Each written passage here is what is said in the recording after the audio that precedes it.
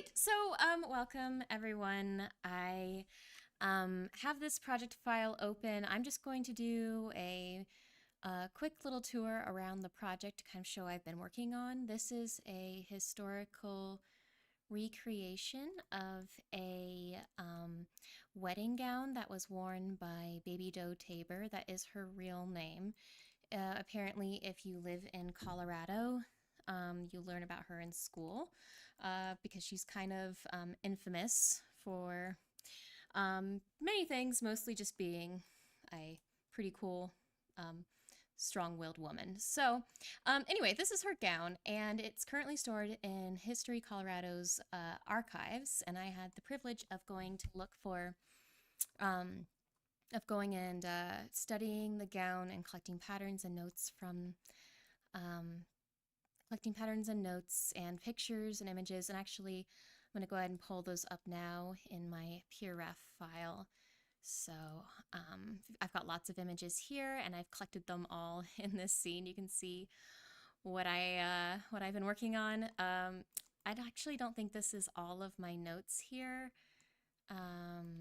They're a little bit disorganized. Here's all of these. Make this a little bit bigger for you all. Here's all of these pictures I took of the outside of the dress, of all of the different details on the inside. You can see all of the seam allowances. Using thread to try to identify grain line was really helpful. All of the interior bones you can see here. You can see this this kind of the finishing of the twill tape here and here. There's some piping there. Something that's important to note is that this dress has been taken completely apart and reconstructed by a conservator in the 1980s. So, and in some ways it is hard to say what is original and what is what was kind of pieced together in a different way. You can tell that they've done this because you can see right here they've added this polyester organza type fabric to the outside to protect it. You can see it in the seam here, and it's fraying out. That's not original. That's just on the outside of the gown. There's also so much history in this gown of like these stains, and it's part of like the infamy of the gown and kind of represents Baby Doe Tabor's kind of fall. And so that's a really important piece. I do not have current plans to reproduce all of the damages and stains in the dress, but that could be something later down the line. For now, I've just been working really hard to understand the patterning and as well as the textiles. I don't personally think this lace is original. I think that was probably added by a conservator, and in some images of the dress, I'll actually pull those up. There's fewer rows. Here's the dress. Oh, there it is. See, you can see these 4 rows. That's the version of the dress that I saw. But then if you look at these earlier photos, there's just the 2. Also, in earlier photos, you can see that there's like feathers or fur. And I think that these are also not original because as far as I've been told by the current conservator in History Colorado, nobody knows whether the original dress had feathers or fur. So I think this person made a choice, and I will be making my own choice when I get to that point. Ah, look, there are no actual pictures of her in the gown, but you can see from these old pictures just, you know, how the dress has changed over time. Look at these nice crisp folds there. Look, there's that seam. Oh my gosh, I know this dress too well at this point. And there, but then look at this current, or this more current, how like it's lost all of that crispness. And of course, I've got my own thing going on here in the my CLO. These are much too crisp, but I'll get a little bit more into that in a little bit. So collecting photos. I have photos of Baby Doe as well because I used them to create the avatar that this is formed on, because of course she would be wearing corsetry and undergarments, and she has a, her own beautiful, unique body type. Let's show the avatar. Oh my gosh, it doesn't have eyes because I was trying to save um, polygons. So excuse me for that. But um, let's see if I can hide the whole dress. You can see. Rather than give her understructures, I just took her into Blender and tried to give her the shape of wearing understructure. So pushing up the bosom, flattening out the back, and instead of giving her a bustle, I just kind of shaped her bum. It's kind of like some of those historical mockings of women's undergarments where they're like, is that really her body? And in this case, it is. So that's actually pretty funny. All right, let's bring our dress back here. So yes, back to the research. That's what I used, as much as I could understand her body from these images. What a queen. So when I was taking notes, this is not all of my notes. I keep feeling like I'm putting them in here and I think they like disappear somewhere. I don't know where they go. But for the bodice, I largely did tracings and measurements and trying to understand the grain line. This area, you see there's like 100 different lines because I think this neckline is stretched out, so it was really hard to figure out what that shape actually would be on the flat pattern. So there's a lot of choices made. I took, here's my measurements, and I did get a left and a right side of the body. So that I could compare those. Oh, here's some even more. All right. Oh yeah, you can see the left and the right and all of the different pieces, and as well as some information on the interior and the construction. So that's the bodice. And then the skirt I mostly did just by measuring flat and gridding it out on paper. I think it's like 1 inch per square, and also getting details on like the ties and all these pieces. Okay, so that's the research, and I just keep this open on my PRF, but I'm going to go ahead and minimize that. And here's the pattern. So when I first started bringing this into CLO, I'm gonna hide her. She's scary. Okay, so I just made a pattern piece, and I brought these images in, and I just started tracing them, and also just paying attention to the measurements, and that was my first step. And honestly, that's where that is over there. Honestly, I kind of had to go back and forth making the avatar and kind of trusting the shape that the patterns were making, and then going back and like reshaping the avatar to kind of fit the shape of the garment. So using those images, all these things. So and also this is not necessarily it's a nice simple dress at first, and then you kind of get into it, and it gets a little complicated, and I'm going to show you kind of what I mean by that. For the skirts, I mostly just used my measurements and kind of did drafting. Right now they are not laid out on grain because I was working on the ruffles so much.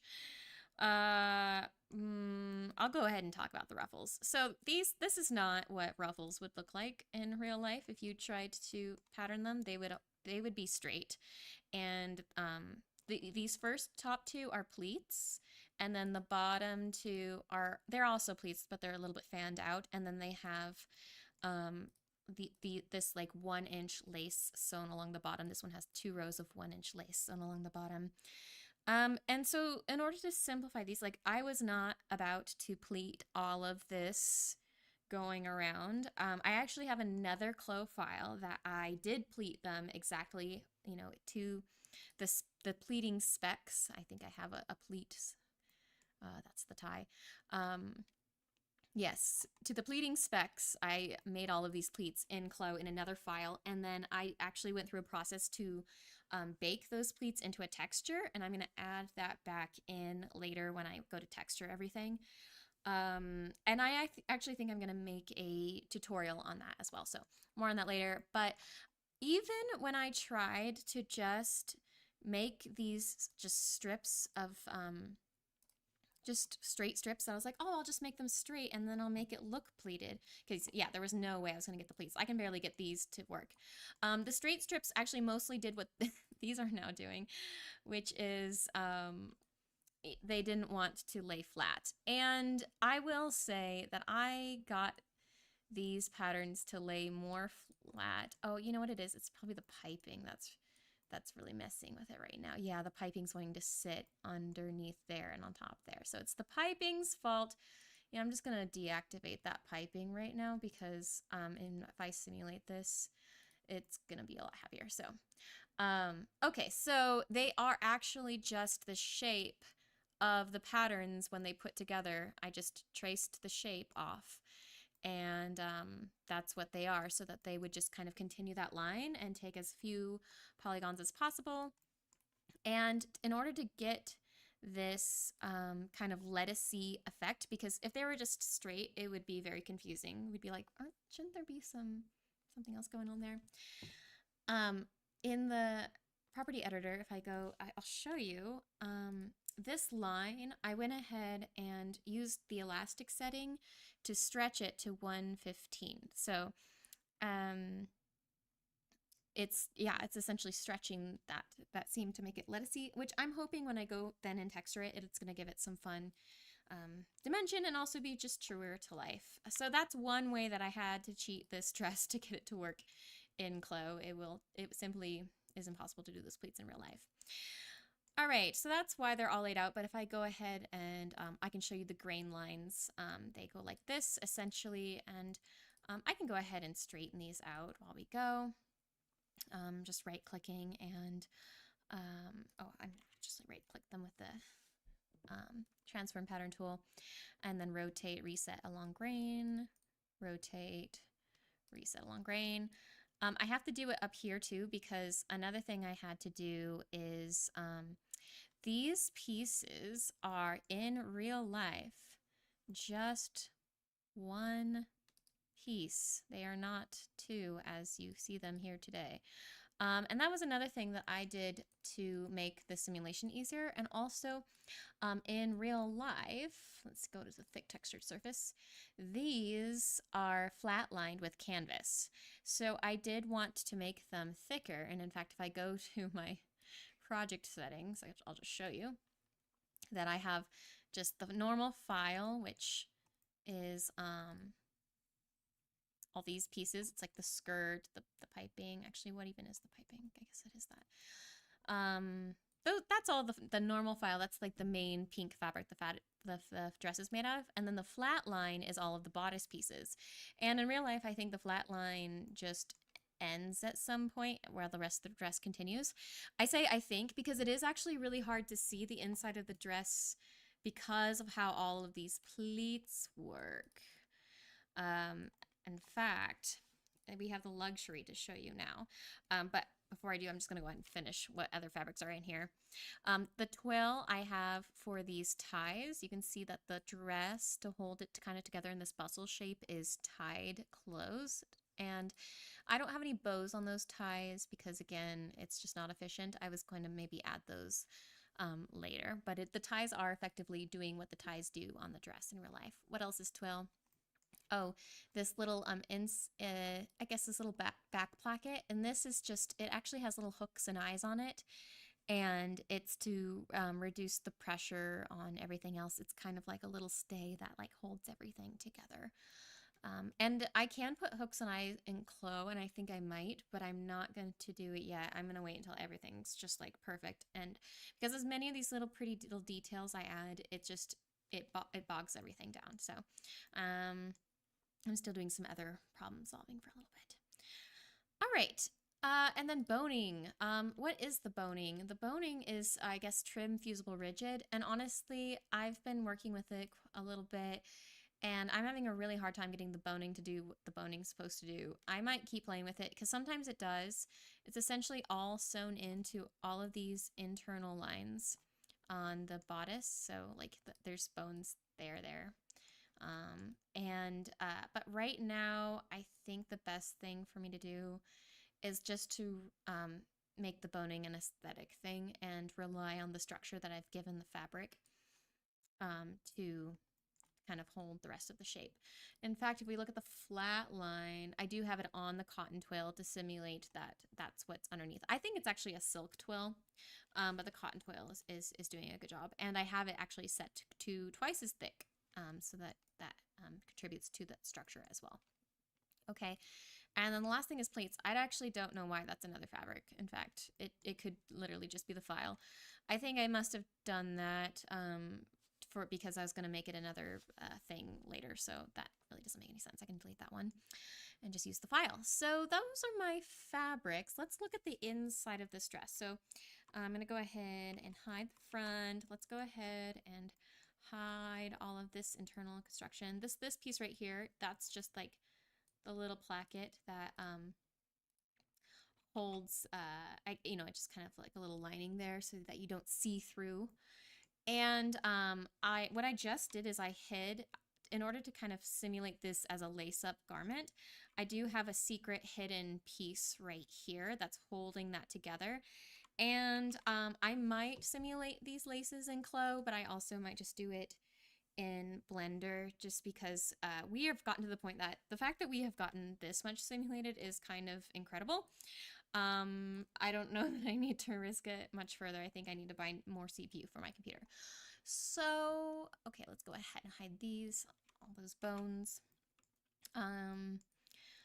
These, I'm gonna go ahead and also, I'll show you the eyelets right now too.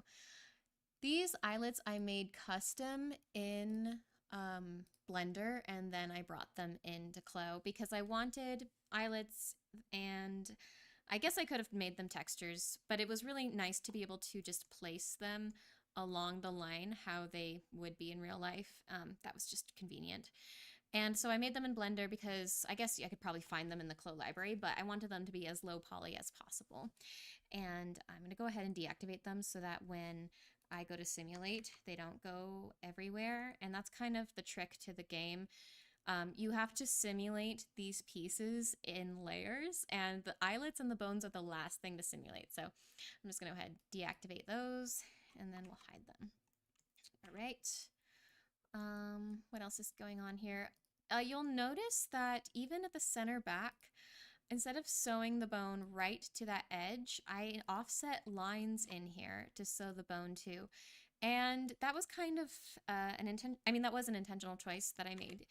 I decided in this project I was going to experiment with not ever having anything share the same seam line. So instead of trying to like layer seam lines and creating all of these collision nightmares, everything has its own line that it's sewn to. And that seems to have been working out pretty well, and it helps kind of, if something needs to change, it's been a lot easier to change as well. Oh, I also applied some puckering here. I don't know if I'm going to keep it. Let's look at the puckering. It was something I did earlier on, and it seems to kind of adds a level of realism to it. That's working out. I'll probably continue to adjust that, especially when I go to texture it. I'm going to export all of the normal data and in the normal maps that this is creating, and then I'm going to use that. I'll texture it in Substance Painter.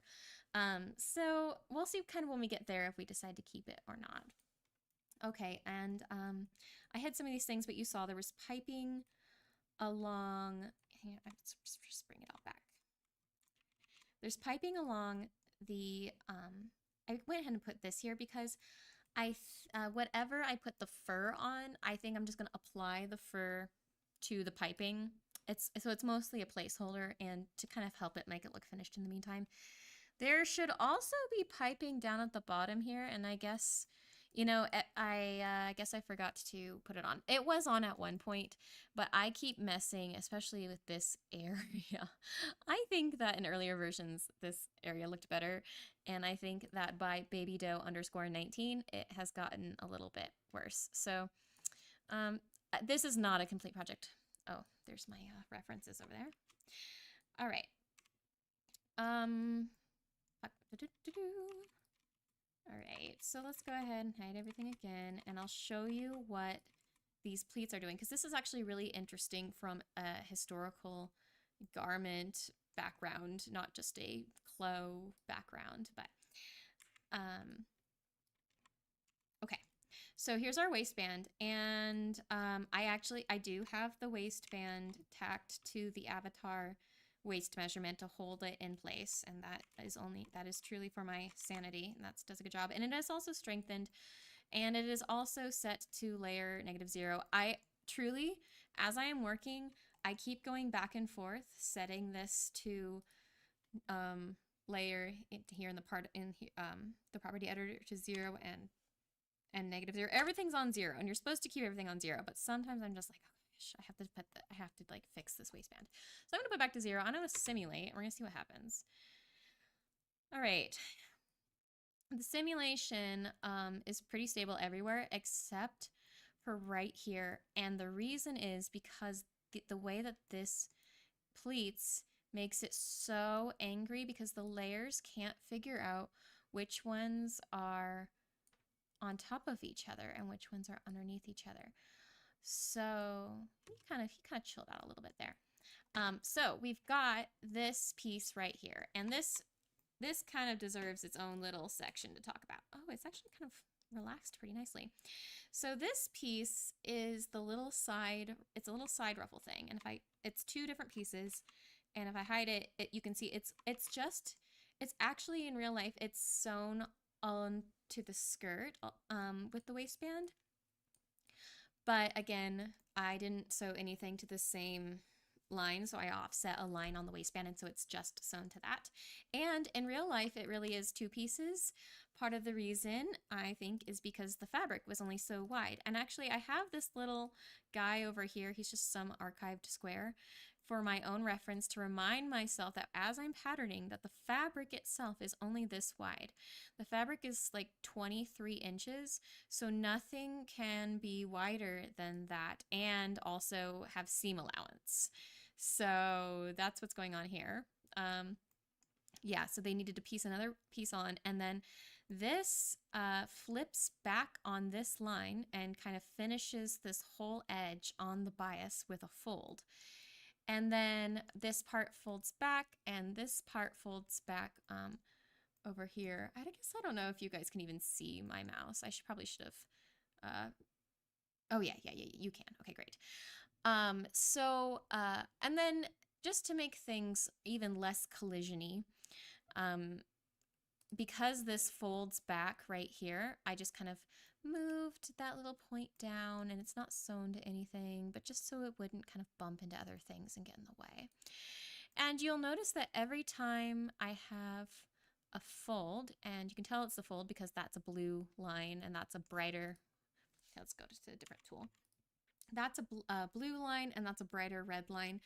Every time I have a fold, I have 2 internal lines on each side of it, and that's just to kind of give it a more realistic kind of fold look, and because it essentially creates more geometry where those folds are, so that kind of just helps it keep it just makes it look better.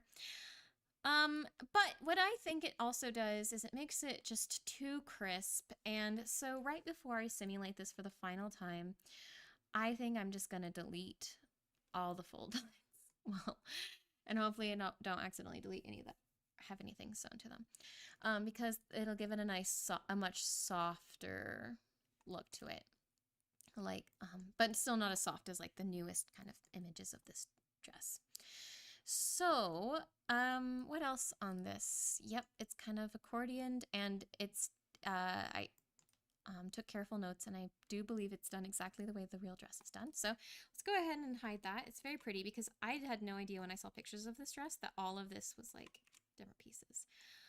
Okay, so what's interesting is that gets sewn here, right? And then because of the way that this is actually the same piece as, let's go back, this piece, that is attached there, that has to go on the body that way.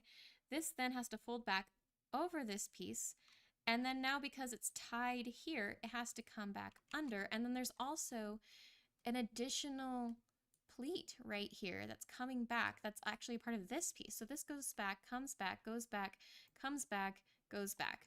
And Chloe is really mad because while that's happening, this is sandwiched in this layer both in front of it and behind it. And it can't figure out what it wants to do. And I don't blame it. And actually, yeah, it literally can't go behind it because of that other piece. So I truly believe this is what it's supposed to do. So while I simulate, let's see. Okay, you're fine. You're fine. You're kind of puckered out. I'm gonna just totally break this, you guys. Oh, there we go. Much nicer. Good for you. You could probably come in a little bit. So this has been this process, is just slowly ushering everything into place. Okay, we're gonna pause that. Okay, moving back. So that, okay, here's the front piece. Where is it? Over here. Oh, it's right here. Let's reset that on the rotate, reset long grain direction. Put that over here. There's the front piece, pretty standard. Got 2 darts in it. Love that. Let's go ahead and hide this guy and this guy, this guy and this guy. I'm very careful not to deactivate those because if I do and I simulate and then I try to activate them again, it's like I have to redo all of this work trying to get everything to play nicely. I've been working on this for too long. All right, so that's the front piece. Here's the side pieces. Let's get those rotated back on grain. Oh, that is on grain. Okay, so you can see that straight up and down there. And then, excuse me, and then it kind of pushes off to the side there. So that's that piece, and it also has 2 darts in it. I spent quite a while trying to get those darts to be like nice and smooth, but at the end of the day, this is truly what they were, and so we just don't have the benefit of like pressing them into shape the way that they were in real life. So that was another kind of thing I was trying to explore before I finally just gave up, and I was like, it is what it is. All right, so that's the side piece. So I'll put that there. And here's the other side piece. Okay, who's next? Then it's this piece that then I have fold lines here. I don't even know if they're activated. Also, this is okay, we're gonna get into these back pleats. So as these pleats are folded, and you know, in real life they'd all just be folded and sandwiched together. I'm gonna move this and we're gonna see if it blows up. They'd all just be like moved and sandwiched together, but because it's CLO and I'm not sharing any seam lines on the same line, they this line I think is sewn to this line, and it's to keep the pleats together this way, and then the top of the pleat is sewn to the top of a pleat I think over here, and that's to keep them together that way.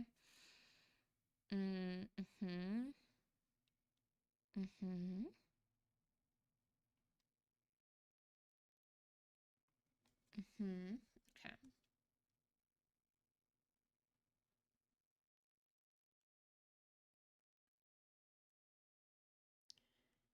All right, so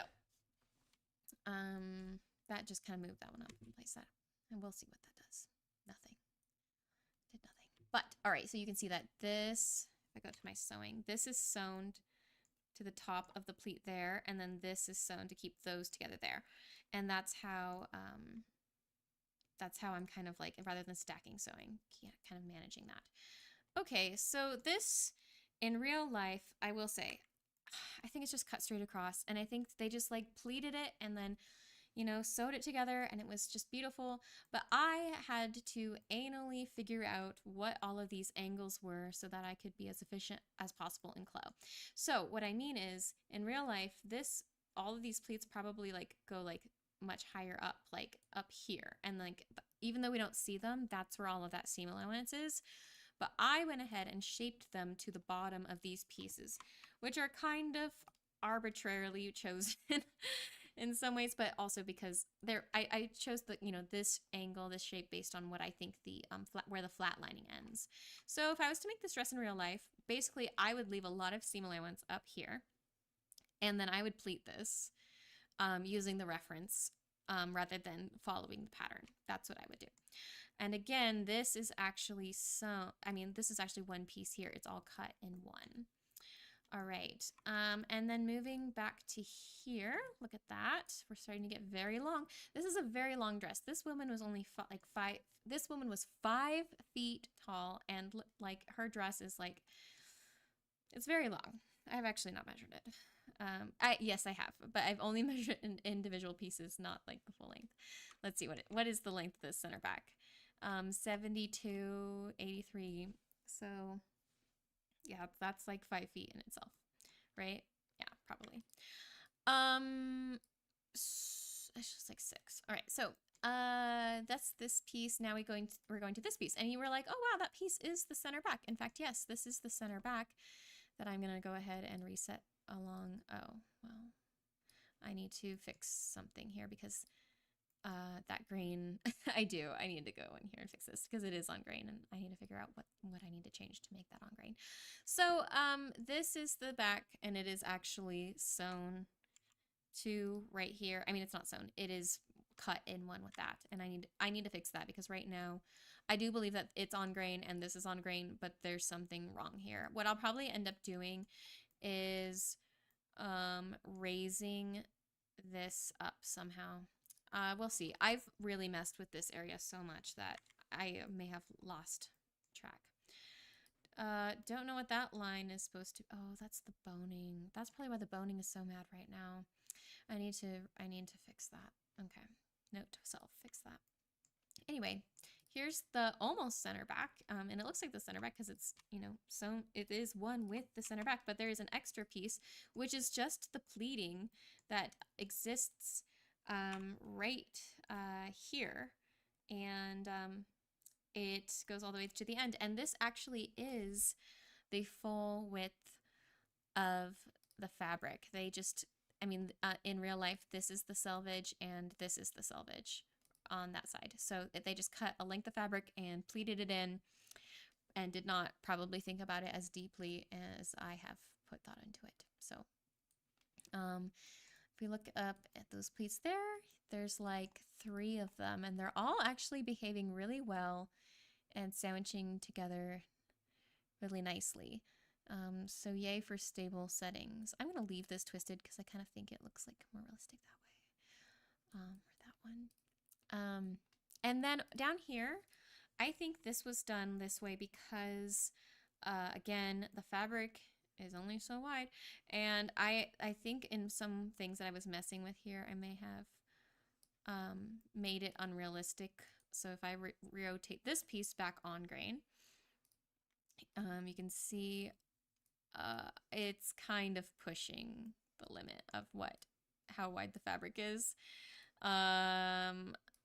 But I got really lost in this one because I'm like, my measurements say this, and a lot of it is triangulation, and it's so hard. Okay, so we're gonna rotate that piece. So this little sliver right here, I think, is just sewn onto that piece to continue it on its way. And in fact, I'm gonna look a little bit closer at this angle because I'm not totally sure, but I do know that this measurement, this measurement, this measurement are all correct. So it's just a matter of triangulating it to figure it out from there. So much math is going on, you guys. It's a lot. The lines on the bottom of here, of course, so do the pleats. So there's one pleat that sews to the very bottom, and that's a 2-inch. That's a 2-inch pleat, and it's one of those cute ones that are pleated out of the file. So I'll pull that up. So there's 2-inch long, tall pleats, and then in the front, currently they're extra, but I don't think they're originally. So I did have an earlier version that had it, but I ended up taking it off because it just, everything else seemed right and that just didn't. So I took it off. And I don't think it was original anyway. So there you go. So this pleat is sewn 1 inch up from the hem. This pleat is sewn to the hem. Then these interior pleats, I've done a little diagram, but I can actually just show you in CLO. Let's go on the inside here. This one is sewn 1 inch up from the hem, but I offset another line so that it wouldn't be sewn to the same one. And then this one is actually sewn to the one on top of it. So that's how those layers work. And this is some sort of organza-y thing, which is also, or organdy or something here. And then it's sewn to these 2 layers of lace, which I don't think are original. So I'm not going to be too anal about reproducing them. I could be wrong, but it seems like with as much as this dress has gone through, probably the lace was not the original thing that we have left. Okay. All right, there is also piping just along the top of the top ruffle, which of course you see. Um, I had to deactivate, and I hope I can reset the 3D position once these are all kind of laying into place. And this has been so much of the process, is just this worked before and then I changed one thing and it doesn't work anymore. Something I've done a lot with these ruffles is to get them to behave is solidify them. Oh, sorry, not solidify, that is wrong. Don't unlearn what I just said. Strengthen them. Gotta unsolidify. Because that seems to tell them, like, go ahead, be who you want to be, and they kind of relax into place. And then they get mad and they start fighting each other. I do think in my experience working on this and other really complicated projects like this, that there is some sort of memory layer system. Of course there is, because that's kind of how it works, right? You set the layer and then it remembers what layer. That's why that little window pops up and says go back to 0. But they kind of remember their layer settings. And at one point I did something stupid and I put one ruffle underneath another ruffle, and I think it remembers that. So it's always trying to like go back to that. Oh, look, you're laying a little bit nicer now. And so once I get that into place, I'll go ahead and reset the piping. There could be something weird with how I sewed it too. The piping, I feel like, let's see, refresh. Oh, there you go. The piping can be a little temperamental when you're putting it on. In fact, I find it works better to put the 3D piping or the piping on in the 3D window, because let's go ahead and strengthen that one too, because oh gosh, what did I just do? Okay, well, we're gonna leave that for now. Figure yourself out. Moving forward, what else have we not talked about? Sewing. So when I sew this, and I'm gonna turn that on. When I sew, it's hidden by the piping now, so maybe it's not that big of a deal. But when I sew these layers together, you can see the seam from the inside, and I don't want that because I'm trying to simulate it being like invisibly hand sewn. So something that I will do is I'll actually delete the normal map for the seam. And that's what I did here. If I turn off my internal lines, you can see the back here. It's still, it's not lining up really well right now, but this seam where these are sewn together, usually there's a normal map. Like I'll show you, like here, there's a normal map. I just pressed the little trash button and deleted it. In fact, I'm going to go the extra mile and also just make the intensity 0. And actually, we'll see if that does anything. It seems like if I just delete the map, there's nothing to go off of, but let's see if it changes if I turn that intensity to 0. I know I had done that at one point and it looked really great, but since then I have resewn things and kind of changed things around.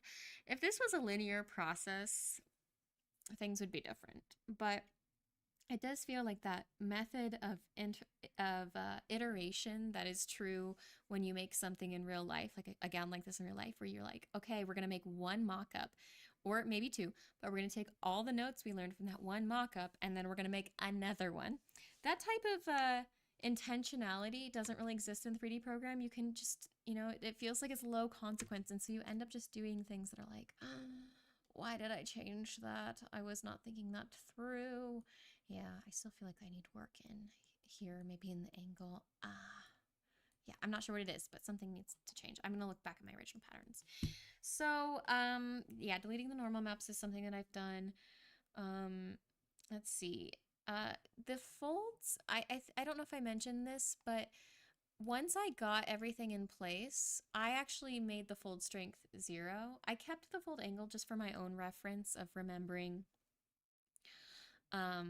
what angle that should be. If I do want to release this pattern for people to use, there is an opera about Baby Doe Tabor, and people do remake this wedding gown. So I do want to release this pattern in with at least a few instructions of how it goes together for people to recreate this dress. But so that's why I kept the blue and the red.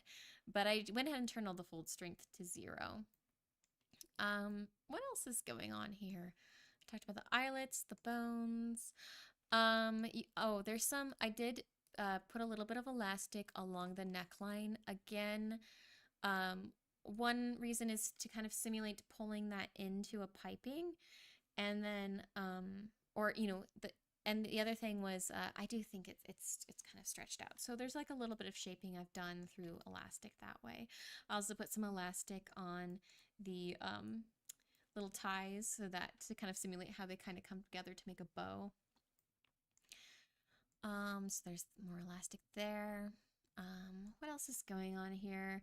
Talked about fabrics, materials. Yes, I will probably do another live stream to walk you through the texturing process because I do think there's so much detail that is going to be done then. For example, there's no seam allowances here, and I do really want to show all of this. I mean, this is ambitious. I may decide it's not worth it at that point, but I do want to show how, you know, these seam allowances are clipped and finished and how much is in there. I think that's a very interesting and important part of this dress that I had the privilege to study. And I'd love to be able to share that information. So that's part of something that I would want to include in the texturing. Of course, I'm going to do the actual details of the ruffles and in the texturing process. The fur, the feathers, yeah, I'm going to have to figure out also how I'm going to render these. I kind of want to, I think I'm going to do fur, and I'm either going to use Blender for systems, or I'm going to try to bring everything back into CLO and maybe use the fur in CLO. That would be maybe my more ideal route. I'm also going to do the laces in Blender and finish the bows. Yeah, so those are more things I'm going to do in post, you know, post CLO. It just gets to a point where it's like it has to export at some time. And speaking of exports, let me go ahead and show you the UV editor. What I'm planning, oh, it's gotten to be kind of a mess as I've revamped a few things. So these are some ruffles up there out of the way. But because this dress is so huge, when I've already kind of done some tests in the texturing, and the resolution is just absolutely atrocious. So I've broken them into different, I'm going to get the terminology wrong, but UV spaces. And these will end up going in here. And hopefully, so this will be one image texture, this will be one image texture, this will be one image texture. Honestly, this is as big as I can go without cutting this in half, so we're just going to keep it that way, and hopefully a 4K texture will be enough. But yeah, if you're not familiar with UVs, this is really important when you're exporting from CLO. You really don't have to worry about it if you're staying in CLO, but because of the level of detail and texture I'm going for, I'm going to export it.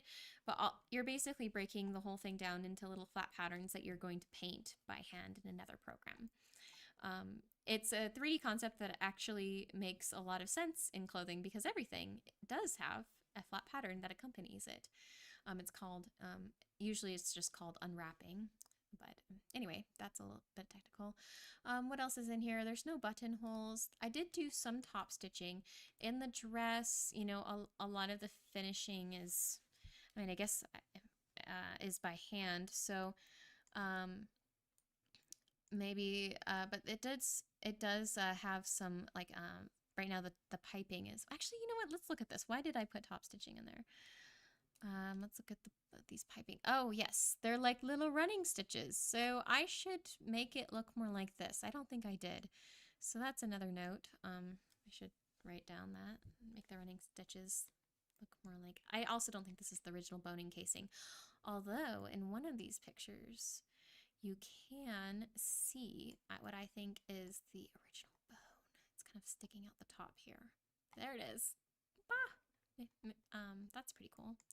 Here's the original hardware. I'm gonna try to get that in. You can see here's those pleats, and they're all bound together. So that's why when I offset those lines, I could even offset them even more because this is all just, you know, bound here. This is such beautiful fabric, and you can see the selvage here. And I don't think that's the original lace. But yeah, you can see how there is, you know, these are all one piece, but there is kind of this is where the pleats are sewn to, so there's some kind of wear there. And it's really hard to tell when you turn this inside out where they are here. But so these, that's this, right? And then I just kind of did that for that piece. So let's talk about simulation settings, because this has been so demanding on my computer. I like to use this kind of button over here. Because it gives me some kind of quick settings. For particle distance, right now I have it at 15. At one point I was switching back between 15 and 10, even 5 for like a nice render.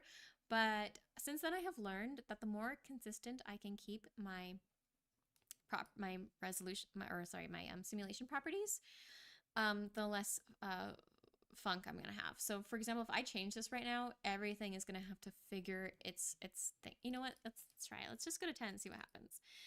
I've worked really hard to make this stable. So let's see if it stays.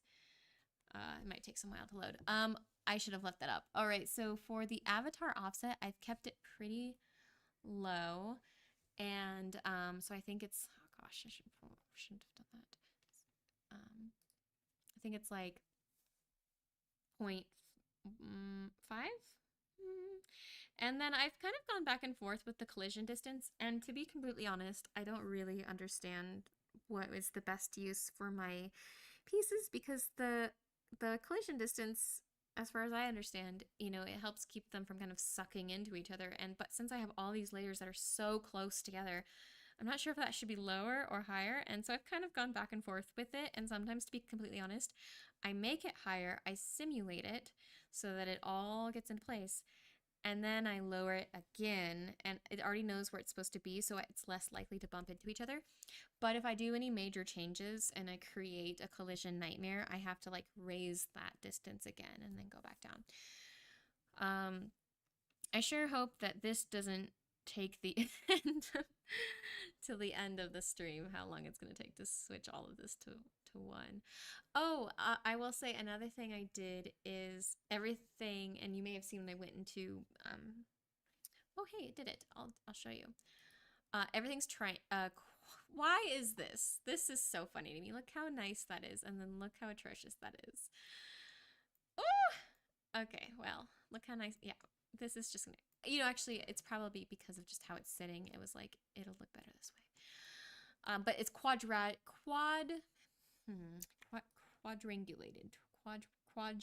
It just says quad optimized.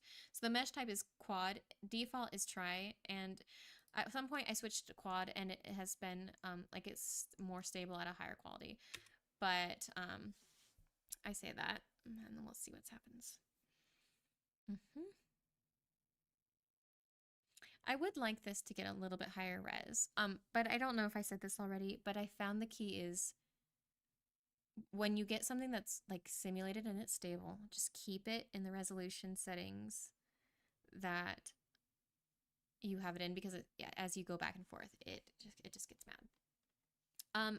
After it will simulate once, I have found that, you know, it doesn't take all of this time to start the simulation. So we'll just let it think about itself as it's meshing the patterns.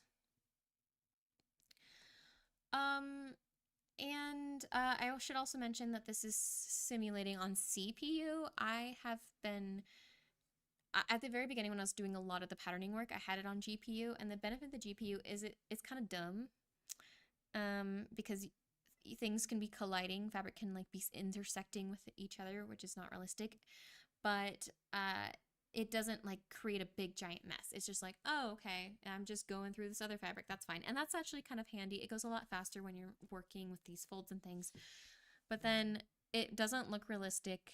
And as soon as you turn back to CPU, then it obviously it's trying to, it wants to fix all of the collisions. Okay, so nothing really bad happened. There's some fussing over here.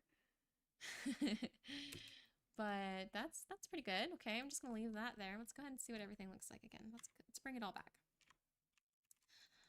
Except for you. You can stay away. All right.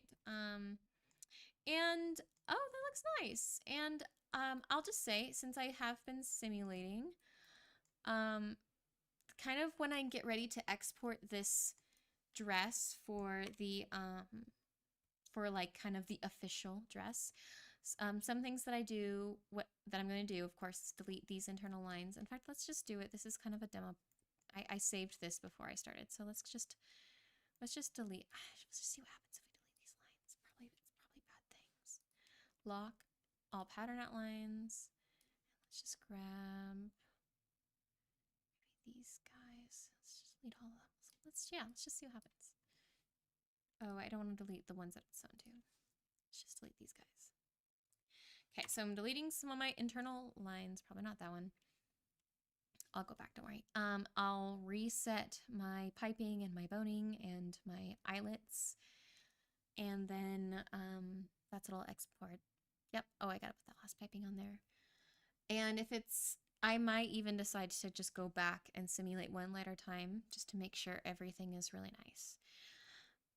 But besides that, I think I'm just gonna press simulate one more time once I delete this, and I would love to take any questions you guys have in the chat and answer those with a few minutes left. And I really appreciate you guys joining on this. It's been a kind of a rough start to the year and semester, and it's nice to just kind of do a live stream every once in a while. Rather than all of the deep planning work that the tutorials entail. So yeah, I'll stick around a little bit longer, answer questions in the chat, and press simulate. But other than that, I think we have thoroughly explored this project file.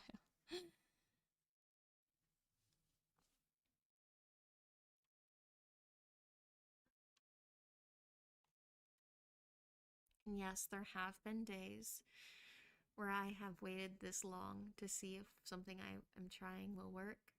And I have an instrument nearby, and I just practice while I wait for things to load.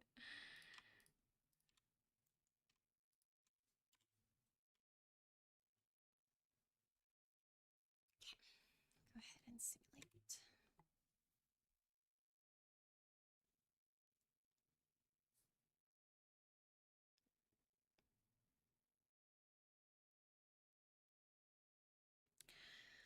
I am going to be upgrading my computer soon, and I realized, even though I do have pretty good GPU, I do need the CPU because that is truly the more accurate render setting. I know they just came out with GPU for animation, which is great because it goes so fast, but it really isn't. It's not very accurate. So it's efficient but not accurate. And for something like this, to put all this work in, it's just really nice to have that level of accuracy.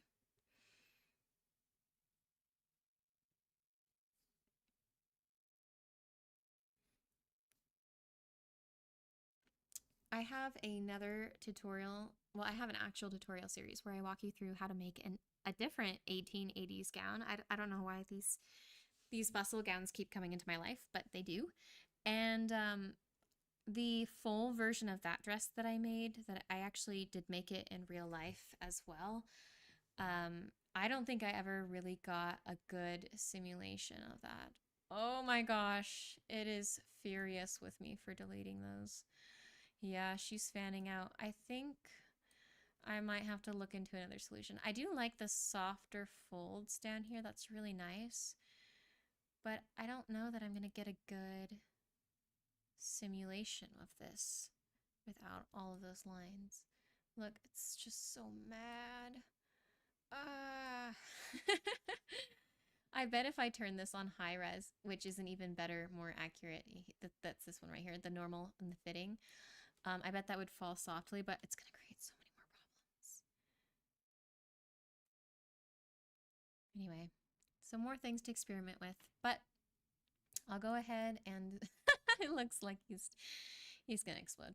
So now you understand maybe a little bit more about the process, and I'm going to go ahead and zoom out to show you these pattern pieces once again, and close out of the stream. So thanks for watching, you guys. I really appreciate it.